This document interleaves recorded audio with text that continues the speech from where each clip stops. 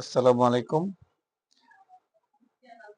আমি মোহাম্মদ মনিরুল ইসলাম, Ramkrishnapur degree college, Homna, Comilla, প্রভাষক, হিসাব বিজ্ঞান।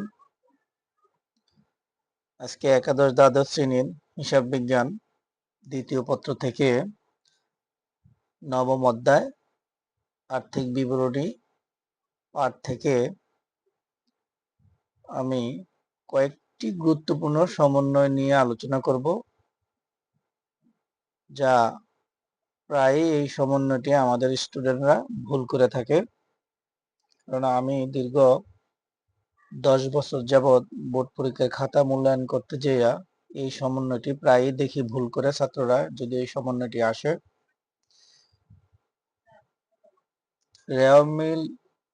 আমাদের রেওয়া মিলটি 2015 সালের বিমা সালামি 31/3/2016 পর্যন্ত এক বছরের জন্য 6,000 টাকা, রেওয়া মিলের ডেবিট দিকে 6,000 টাকা।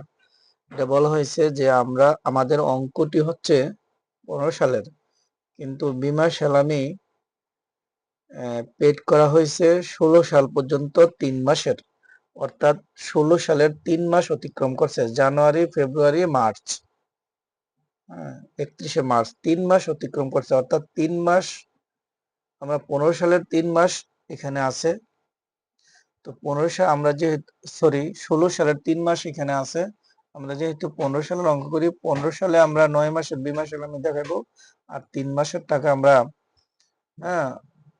অগ্রিম হিসেবে বাদ দিয়ে দিব। তাইলে এটা আমরা কিভাবে ক্যালকুলেশন করব একটু দেখি।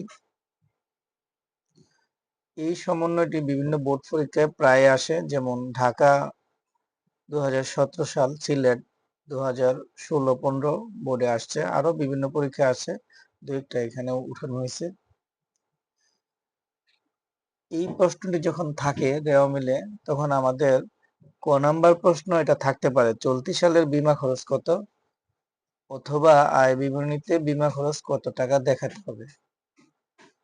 চলতি সালের বিমা খরচ কত, এটা এই প্রশ্নটি না চাইলেও আমাদের আয় বিবরণী করতে বলা হইলে আমরা চলতি সালের খরচ দেখাইতে হবে, বিমা সালামি, অর্থাৎ আয় বিবরণী করতে হবে, আয় বিবরণী করে দেখাইতে হবে।